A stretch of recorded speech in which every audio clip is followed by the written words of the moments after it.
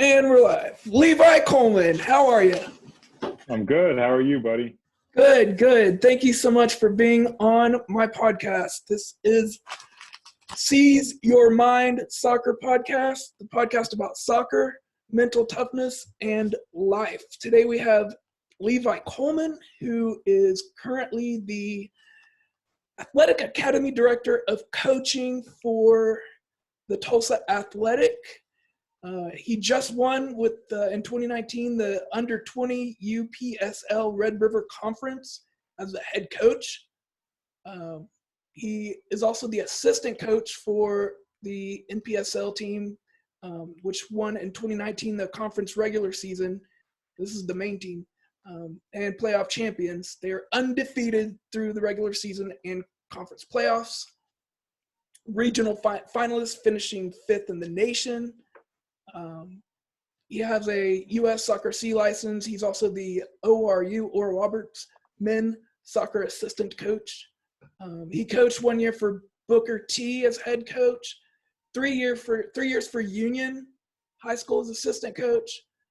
Tons of great experience. All-time leading goal scorer for the Tulsa Athletic for NPSL, so he still holds that record. He played USL for 2 years with Charleston Battery, won the championship in 2010, played professional indoor for 1 year with Kansas City Comets, and he played professional indoor for 2 years with Tulsa Revolution. 3 years at Florida International University, Division I, Conference USA All-Freshman Team, Freshman of the Year, Conference USA finalist in 2007, and all the way back to 2005, he was Tulsa World High School Player of the Year in 2005. So, Levi, obviously, you've been taking names and kicking butt your whole career. What do you believe has been the number one factor that's led to your success? I love the game of soccer. So, I mean, I've loved it. So I practice it, I played it, and I study it, and it's just kind of a blessing to be able to make that what my living is and something that I get to do on a day-to-day basis. So really it's been the passion, just the fact that I love the game.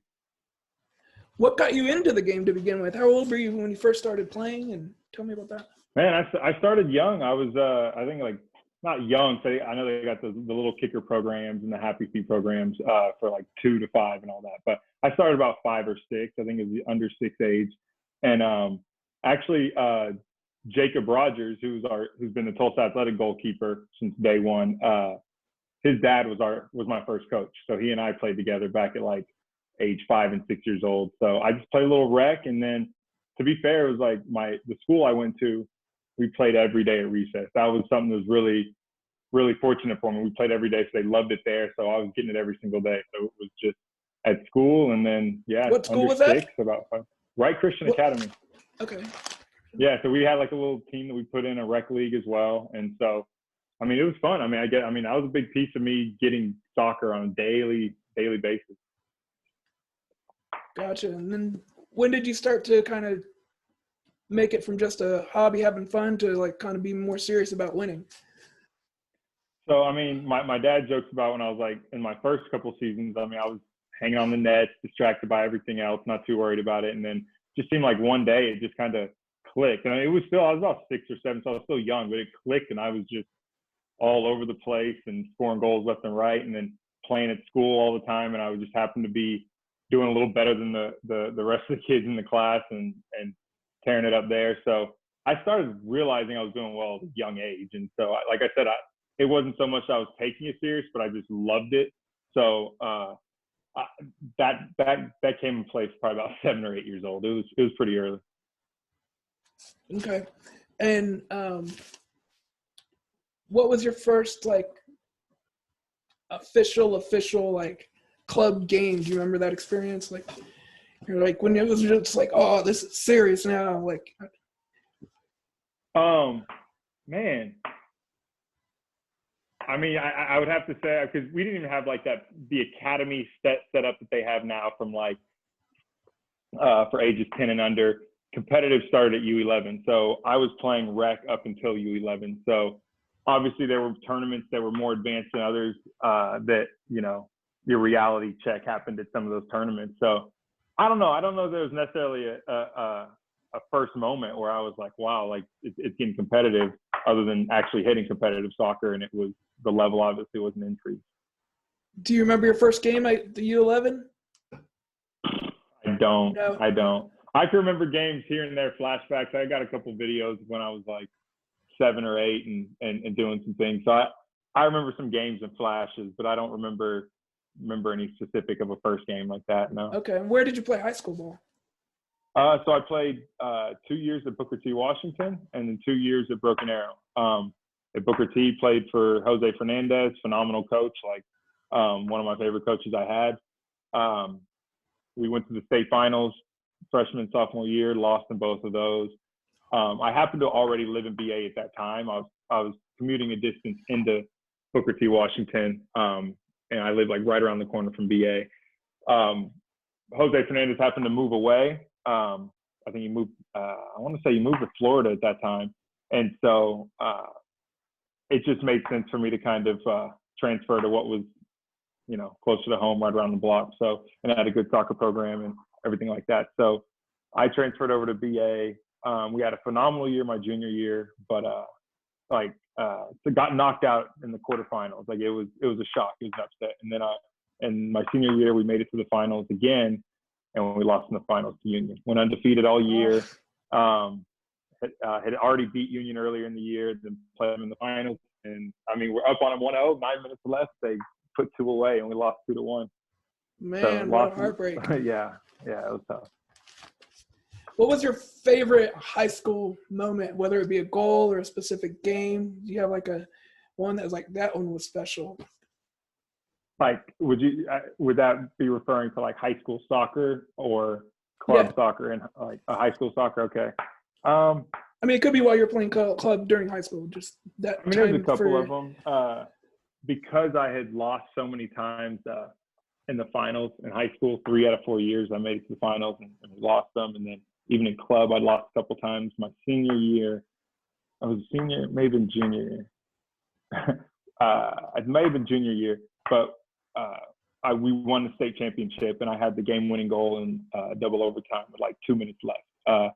And so I think we won 3-2. I had like 2 assists and got the game-winning goal, and that was like my only state championship between club and high school. So that was something that stood out and meant a lot. Walk me through that goal. Do you remember it?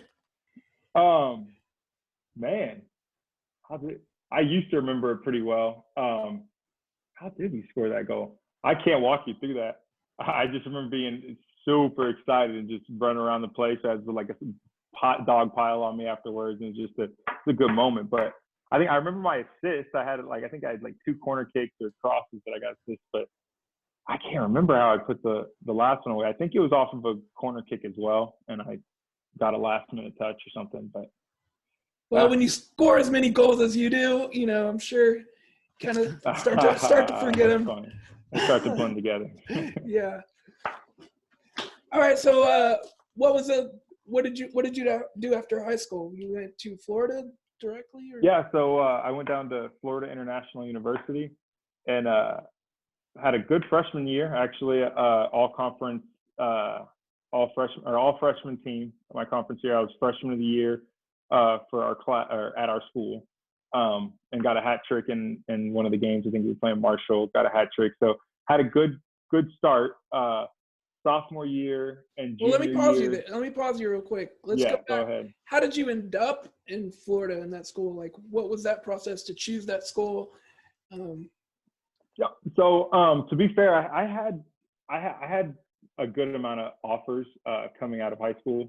So being able to pick and choose, a big piece was me deciding like not having to pay for school. So as much of it could be paid for as possible. So that narrowed schools down. And I played in the Disney Showcase.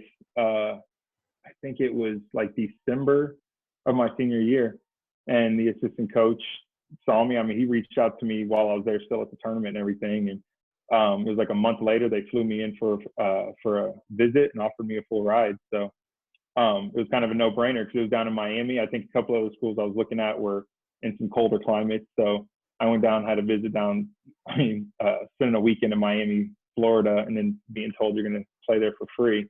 And I knew there was a lot of talent that played there as well, and a lot of talent down in that area. So, yeah, it was a simple decision once that offer was on the table. And once you started playing there, like your first year, were you like a star from the start, or did you kind of take a while to build up momentum to get used to things in college ball? Like, what was that transition like from high school to college? So hindsight, that's one of those things that like I wish I would have been mentally in a better place. And what I mean by that is, obviously, as with most players, you play much better when you're confident and you believe in what you can do. Whenever I was confident, I was on top of the world. A lot of times back here in Oklahoma, I did well, but then I had a bad habit of whenever I'd go into new environments, like when I got down there to Florida, I put everyone else around me on a pedestal, like, oh, they've accomplished this, they've done this, not knowing they may have been thinking the same thing about me, but I'm not looking at it that way. I just put them on pedestal. And so I played in the shell, I felt like, in the beginning. I didn't think that I necessarily played my best my freshman year because I felt not at my like peak of confidence.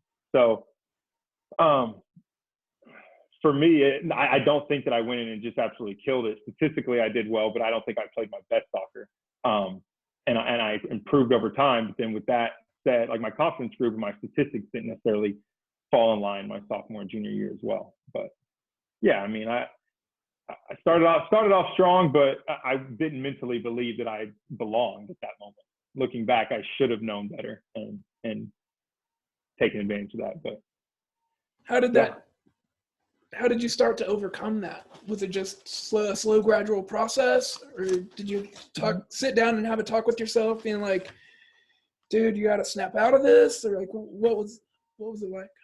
It just came with spending more time around the players I was around. I mean, going out and playing pickup all the time with them, and just getting comfortable in my environment and the players around me, just like, all right, well, I'm better than that player, or you know what I'm saying? Just realize that they're not on the pedestal that I originally had them, or I'm up higher than I actually was. So, I mean, it's just one of those things that just came with time and building my comfort level. Have any of your players, as a coach, have you seen them experience that and you help them through that, like now that you're a coach? Yeah, I mean, that's a huge thing I try to pass on, is making sure that my players are confident and believe in themselves. That, I mean, the minute they have any self-doubt or any lack of belief in themselves, all their decisions on the field become negative, and then once negative things happen, it just becomes a snowball. So for me, I want to make sure my players are confident and believe in themselves. That's a huge piece. Cool. Yeah, it's definitely, it all starts up here and trickles down. There we go. All right. Sorry about that. Okay, so you played college ball all 4 years at that school? No, so I played 3 seasons at Florida International, and then I transferred into UMKC, University of Missouri, Kansas City. So I transferred halfway through my junior year, and I played my senior season at UMKC. Why did you transfer there? I guess simply put, it wasn't a good fit for me down at FIU. From being distracted to not necessarily.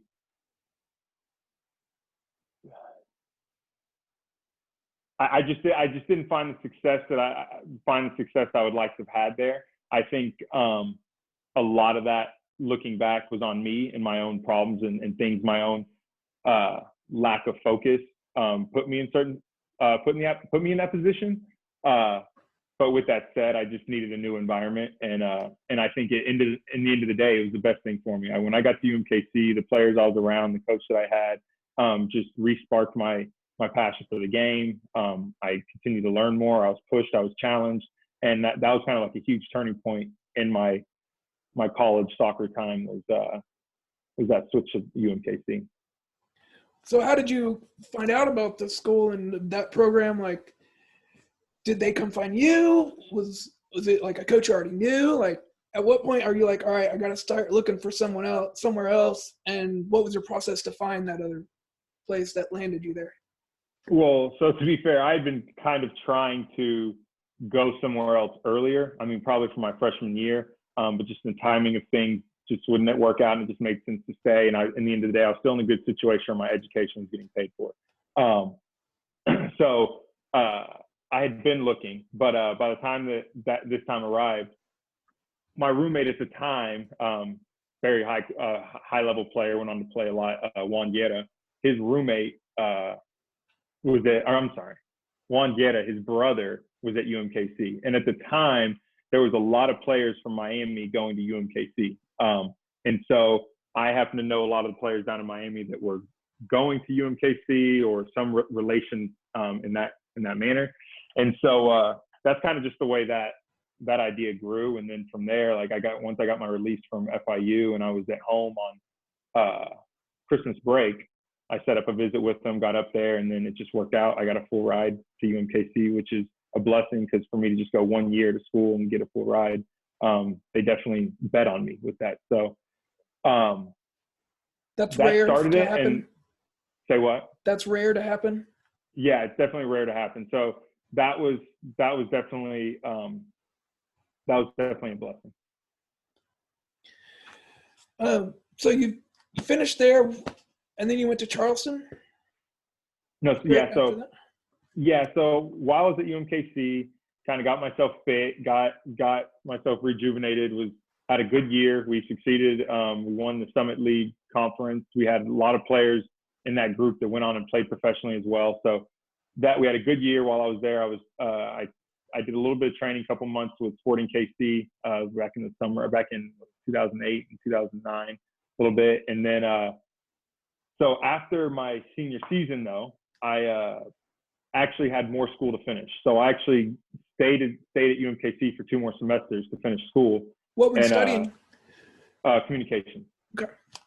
So I had actually, while I was doing that, again, it kind of put soccer to the side and was just kind of doing school a little bit, and then got a little bit out of shape. And then I think when winter came, there was a indoor semi-professional team that called the Kansas City Kings. And so I started playing a little bit of men's league stuff around Kansas City for a little bit right before that time. And so the Kansas City Kings, some players I had played with in some men's league stuff, had invited me out, and I went out and played with them. I think that was winter of 2009 leading into 2010. And interesting fact about that, the U.S. Women's National Team coach, Blatko Andonovsky, was the head coach of that team when I played there. So I spent about a season with him right before I went off to Charleston.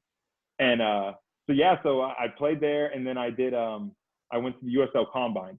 That was in January, and I had multiple teams reach out to me, invite me into preseason. I went into Charleston, had a good showing, and then Charleston hosts the preseason tournament with MLS teams, and they bring in 3 teams and they play a 4-team round robin, and which is an incredible experience. And so, I mean, this is my first preseason in the professional environment, and I actually don't have the contract yet, but we're hosting, I think it was DC United, Toronto, and Real Salt Lake. And I think in the first game, I got in second half and against Real Salt Lake, and I think I stole the ball from the back line, played it over, got an assist, and we went up 1-0 in that game. I think we ended up losing the game 3-1, but it was after that game I got my contract offered to me. So that was a moment that is the highlight of my soccer career that stands out, of that moment when the coach came up to me and was like, "Hey, we'll have your paperwork for you on Monday."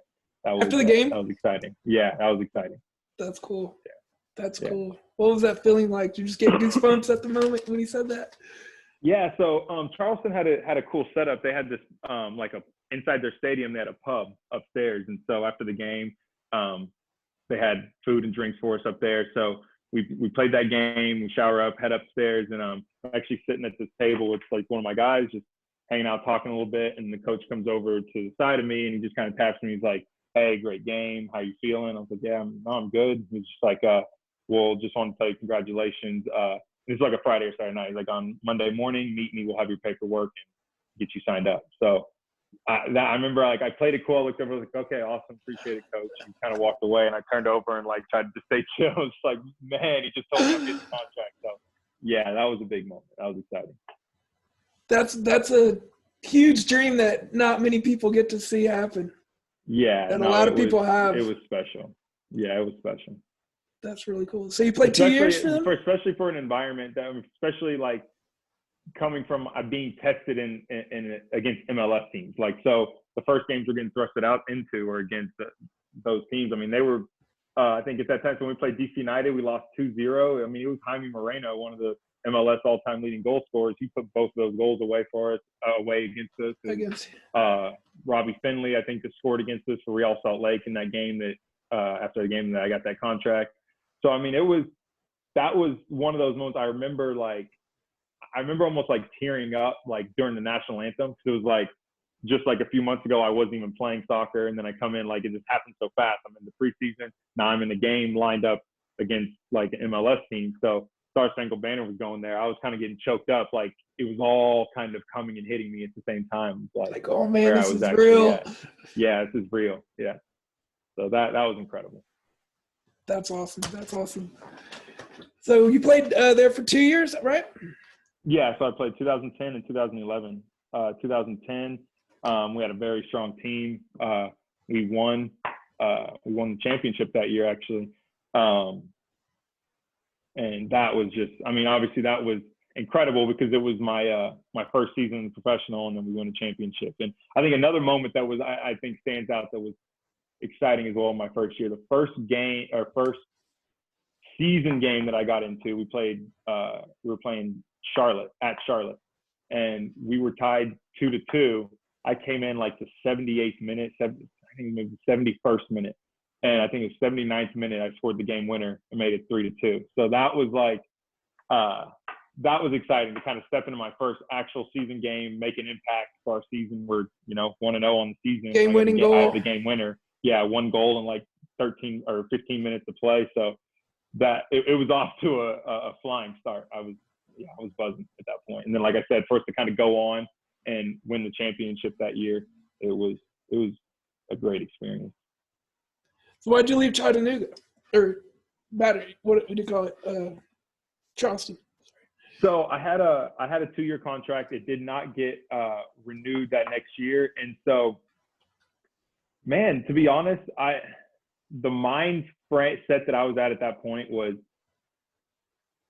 I wasn't getting phone calls coming in begging me to go on to the next level. I would have progressed even to the next step at that point after that amount of time in the USL, especially at like the financial circumstances at that time of what's being paid in that league and everything like that. I just wasn't committed to fully chasing it around. I did have a couple of places that I could have gone into their preseason and hopefully gotten a contract. But at that time in my life, I wasn't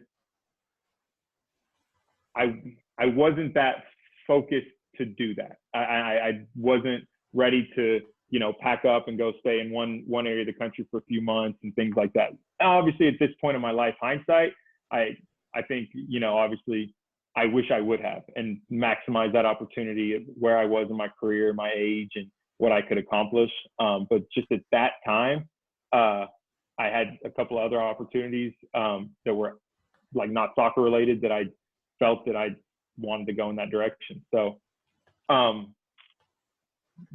mean, simply put, that's kind of why I didn't. You felt like you had to quote unquote grow up and do the kind of hang out. Yeah, I felt like it was time to move on and move on to the next chapter of my life. Gotcha. Hindsight, I wish I probably would have seen where my body could take me and what the highest peak I could get. But in the end of the day, I love where I am in life as well. So there's absolutely no regrets either. Yeah. So then how'd you get into the indoor professional soccer?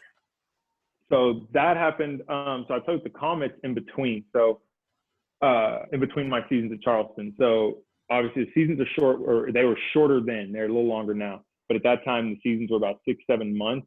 So basically I was not with a team. Well, basically they put me on loan for indoor. Basically you like the season's done in August and you come back in like March.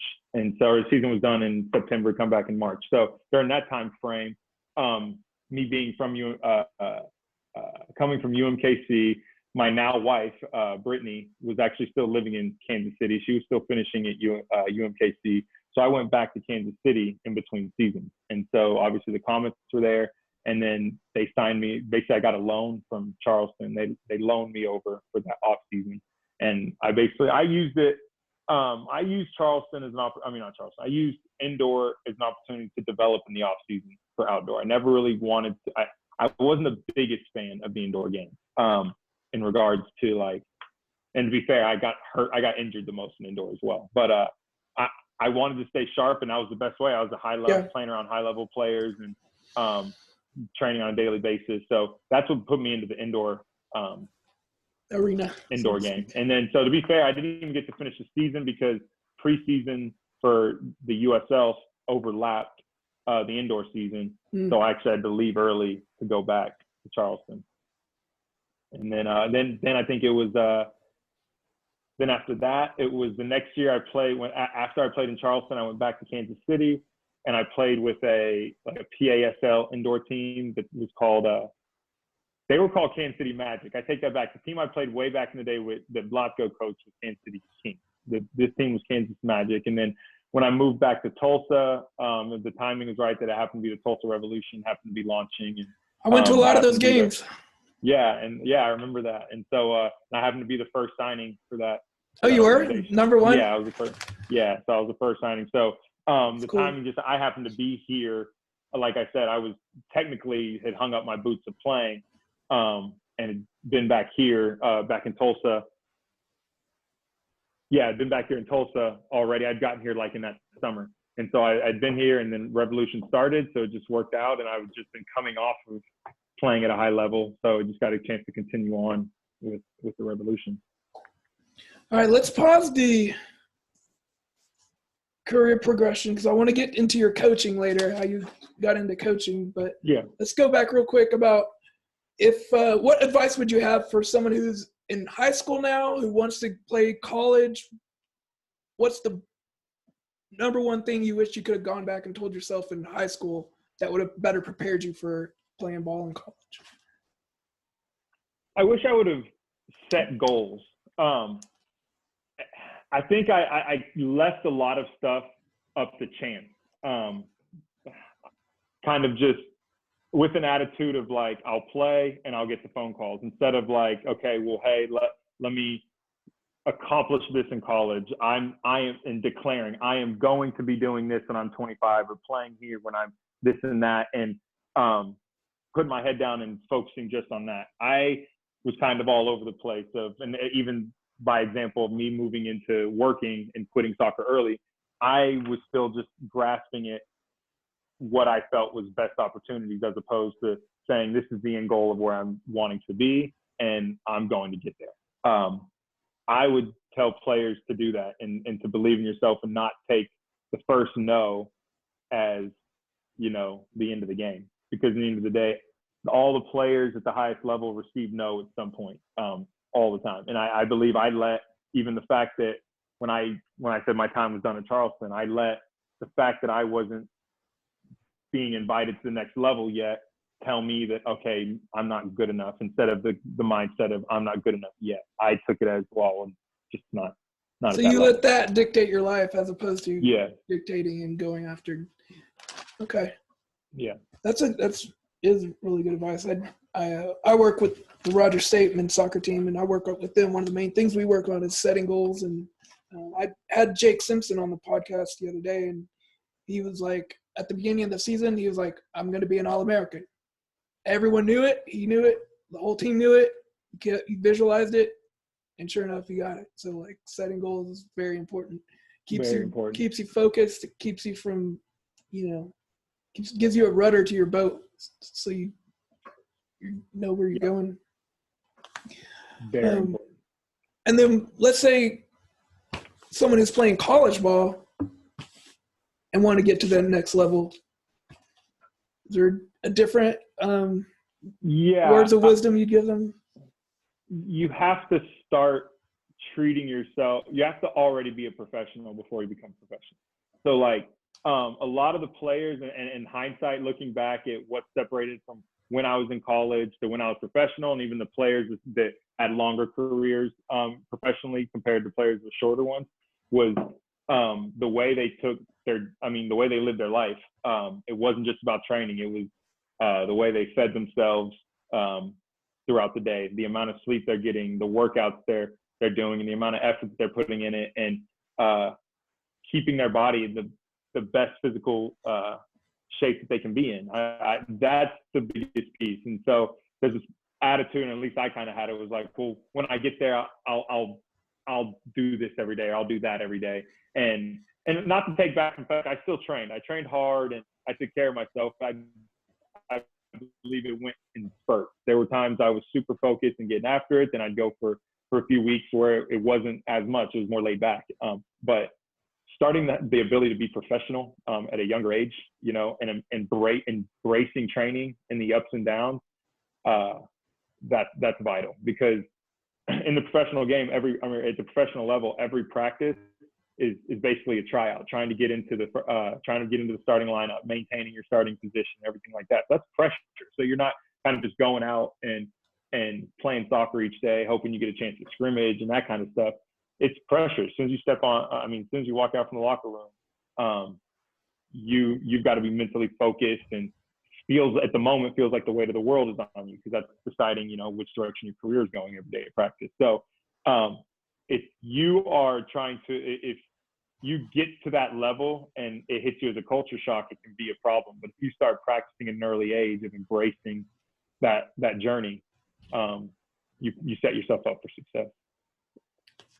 That was exactly what I was going to kind of say. Sounds like you're putting yourself in the best position to succeed if you're doing training as a professional. Right. I mean, it's kind of like be prepared for the opportunity when it comes. Jim Rohn says it's better to be prepared for an opportunity and not have one, to have an opportunity and not be prepared for it. And so, and that happens quite a bit. So I think that's the number one thing is, starting early. As soon as, your freshman year of college, you should be approaching the game like a professional if you want to be a professional. And I think if you find yourself being one of the better players where you're at and not being pushed by the other players around you because you're at the top of the food chain, you have to find that way to set your own goals and find your own way to push through and challenge yourself even more, because that will be the other roadblock that can shut you down. If you're sitting there at the top of the pyramid, you don't find yourself pushing every single day. So that's vital, is being a professional before you're a professional. Cool, good advice. All right, now let's go back into the coaching. So what made you transition into coaching? Was it something you always had in the back of your mind that you wanted to do? Or was it something that, okay, I'm not playing anymore, but I still love the game, I still want to be involved? Like, what was that like? In the end of the day, man, soccer is what I do. When I was a kid, that's all I played, all I watched, all I thought about. Everything was all about the game on the weekend. So I'm just one of those guys that's kind of all I know. And that was probably the problem when I was in high school and in college, was I was so focused, just all in on the soccer and not planning down the future. It's just this next game, this next training. And so it's all I've known. So with that said, before I went to Charleston, when I was in Kansas City, I started coaching a little bit with Kansas City Legends. And so I just kind of got my feet wet a little bit. What age was that? What age range was that, the Legends? What was I coaching? Yeah. So they started me out. I did a little bit of it was a combination. I did a little bit of the Happy Feet program. So I did some 4-year-olds, as well as they tossed me in there running skill sessions for like 11 to 15-year-olds. And then I ended up with a team. I had all ages. They gave me a 7 and 8-year-old team. And then I also had a U12, U13 team. So I started with multiple different ages. But that was while I was still playing. So it was still kind of just like an extra income thing for me at that point. So I started there. And then when I finished playing, that's kind of one of the opportunities that I had. I was since I was working with Happy Feet and Legends, they franchised their organization. And so I originally was going to start a franchise in any city that I was originally looking at, maybe going to Orlando and starting it. There were some certain circumstances in Tulsa. I think at the time my dad was pretty sick. Was sick at that time. So I decided to end up coming back to Tulsa and doing a franchise here. There was already one here, so I ended up coming in and running it with the guy. So with that, that's kind of what started the coaching journey for me. My end goal, by that point, I had started making the decision I wanted a soccer club and I wanted to coach the highest level as well as have a soccer club. So have my footprint in the game as best as I can. And like I said, my biggest thing is I see myself as someone that serves the game of soccer. So it started there, and it just kind of continued to evolve and grow as I've grown as as a person and as a coach. Cool. How long ago was the Happy Feet? What year was that? So I moved to Tulsa in 2012. It was May 2012, May or June 2012 that I got here and was doing the Happy Feet at that point. So I was doing the Happy Feet program here in Tulsa. So 2012, 13, and 14 was when I was doing that. Because I think that's where I first met you. Was I came and took some pictures for you for Happy Feet. So I was trying to remember how long ago we've known each other. So. Yeah, that was way back. It's coming up 8 years ago then, I think. Yeah. Someone was just asking me, she's like, "How do you know so many people in the soccer community?" And I'm just like, I just know everyone in the soccer world. The soccer world's very closely knit in Tulsa. I mean, it's like a big family. Everyone knows everyone, and Tulsa's just small as it is to begin with. Yeah, if you love the game around Tulsa, you'll find each other for sure.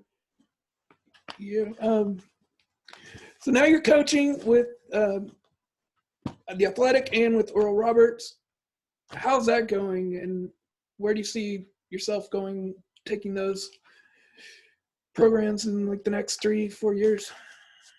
Man, for me, it's phenomenal. I mean, it's kind of where I want to be. In the end of the day, like when I first started coaching back around 2012, 13, I wanted to be in charge of a club as well as coaching at a high level, and I'm doing that at the moment. And so for me, I'm able to do that while still learning. So, I mean, I think it's important. People are always trying to learn. Even when you're 70, you should still be there's always something to learn. So for me, like I think, the saying, the more you know, the more you realize you don't know. So I'm in a mindset of always learning, always growing, always trying to get better at what I do. And so I think the piece of being at ORU is very big for me because of the coaching staff that I'm surrounded by. I love that group. So you've got Ryan Bush, who's been doing it for a very long time, runs that program phenomenally. I learn from him daily, from how he manages the culture there to how he manages the boys, the systems of play, style of play. Like, it's been phenomenal learning from him. You got Chris Taylor, the one that's played at the highest level, played MLS, played at youth national teams, got a wealth of knowledge, super organized, super responsible, kind of a good example of what, a coach and I'm saying overall good man is supposed to be. And then obviously a lot of people know McCurdy is he knows the game well. He interacts with the boys well. He gets the idea across well to the boys, and he's fun. Like he makes the game enjoyable for the coaching staff and for the players. So for me, with all that, I'm able to learn from each one of them of what I can bring to the game, and things that work. I mean, and right now, I think after this last year that we've had, all those, which was a good one, tools right? Worked. Yeah, all those ingredients came together to work well with obviously a very talented soccer team that we had there. So it was an exciting time there with ORU. Definitely enjoyed that, and then mixing that with the athletic project is exciting. I think for me, with even the fact that I transferred colleges, the timing of my professional career, and even youth soccer, I think athletic is actually the longest place that I've been in regards to, like, it started in 2013. I was playing with them from there all the way, till now. I was assistant coach last year, and I'm even taking a larger lead role in the coaching this year with the first team. So that's, we're coming up on the 8th year now of being with that program. So it's exciting. It's exciting the direction we're going and the opportunities that it opens up for the kids in Tulsa, as well as for me and the coaching staff. So it's a blessing to be able to coach the first team as well as impact the direction of the youth program and be sure that we're developing players that fall in line with reaching the level that I'm currently coaching at ORU and at the NCAA level and at the Tulsa Athletics first team level. Is this the first time they've had the U20 team, or?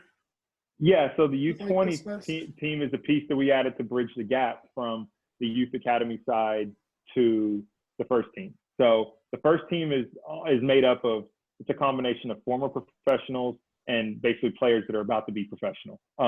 We've got a lot of the best players from across the country, and then a few of the best from around here, from around Tulsa. So it's a very, very high level, which we find important to get in front of our youngest players so that they can see that highest level. Because once you see things, you see that it's achievable and attainable. So with that said, our U20 piece kind of bridges that gap. We take the best high school players from around the state of Oklahoma and put them in an environment to compete and train with that first team, and have some of those players compete and train with them and allow them to be in that environment to push them. I think a big problem that happens in Oklahoma, and I feel that I ran into that as well, is sometimes, as I said earlier, being at the top of the food chain, you're not pushed and you get comfortable.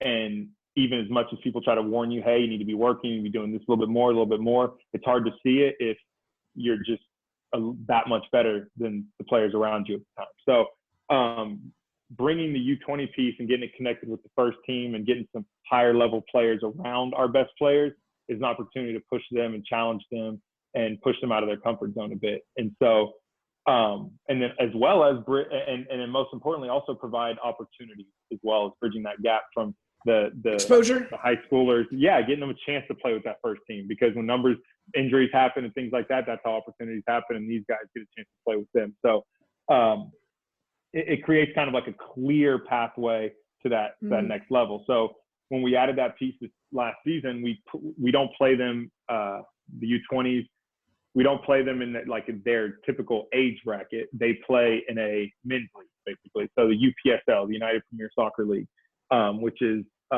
Division IV in the United States professional soccer league levels. Okay. And so what we did is we put some kids in a men's game to kind of challenge them physically, prepare them for the college game, prepare them for the professional game, because that's just something they just can't face when they're playing against players their same age. But when they get out there with full-grown men that have experience and they're getting stuck into tackles and the game plays a lot faster, then they're getting better prepared for their next year when they go into college or their professional contract, whichever direction they go. But what's happened a lot of times, like I said, with players not being challenged, but even away from that, is the senior year, a lot of times just soccer kind of slows down for the players because of the conflicts with high school soccer and things like that. It's not necessarily conducive to the top end level of the players to better prepare them for the next level. So gotcha. We feel this piece has helped provide that. So with that said, we had a phenomenal group of boys this last year. A lot of top players, and I can't thank them enough for jumping in that boat with us this year, with it being the first year and them playing with clubs and things like that, and jumping in with the leap of faith of the project that we were doing.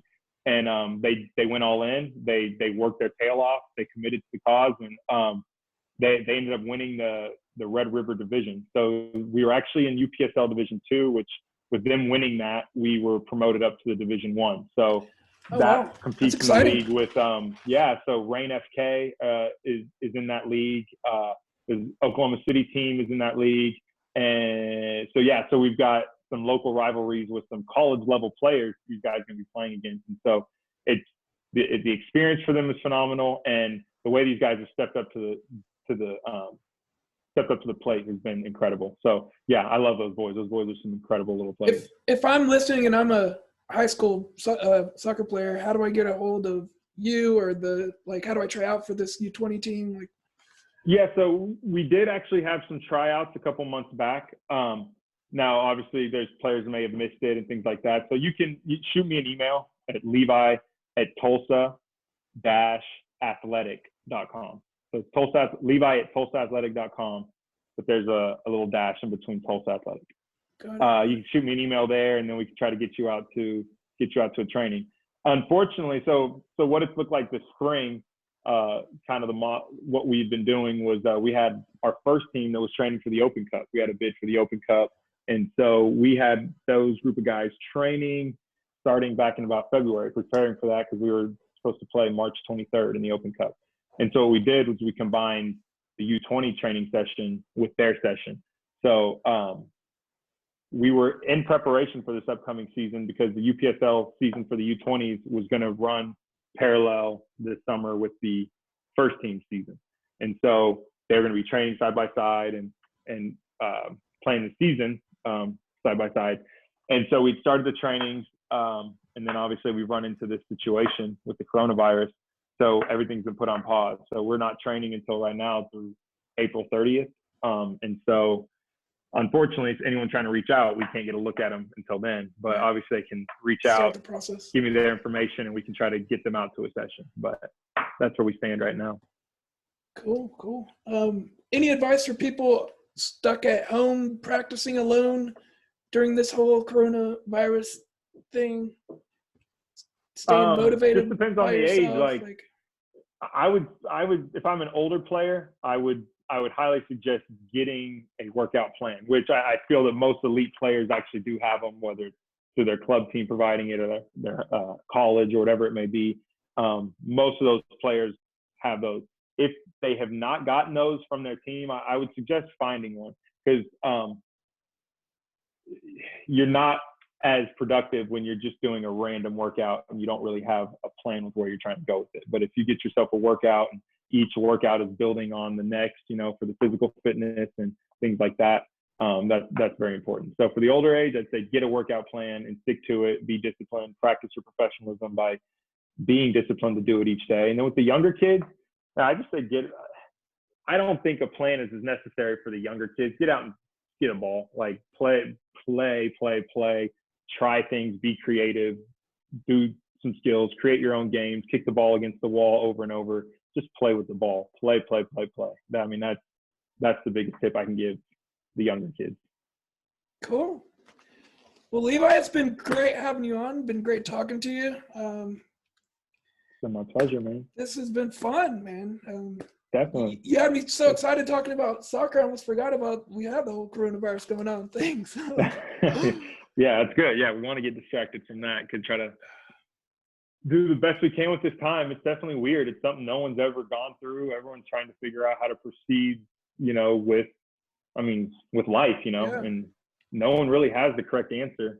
So I think it's a good time that the best we can get out of it is the family time. And I think self-development, that's something that I've really been big on, is trying to improve myself overall, from my coaching knowledge to disciplining myself in workouts to trying to identify a schedule that will work for me when we get back to normal, everything like that. So improving my my relationship with God, my focus, everything like that, being a better father, everything like that, trying to overall improve myself and have some good quality self-development. I think that's something that everyone can try to take this time to do.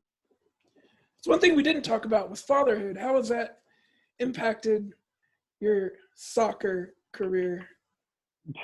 Yeah, no, it's I couldn't be happier. I absolutely love having my baby girl. But yeah, I mean, it definitely changes your ability to commit your time to things, from trying to find a balance to working out to getting your work done and still giving the attention that your daughter needs and things like that. How old is she now? That's probably the biggest adjustment. She's two and a half now, getting close to 2.5, I think.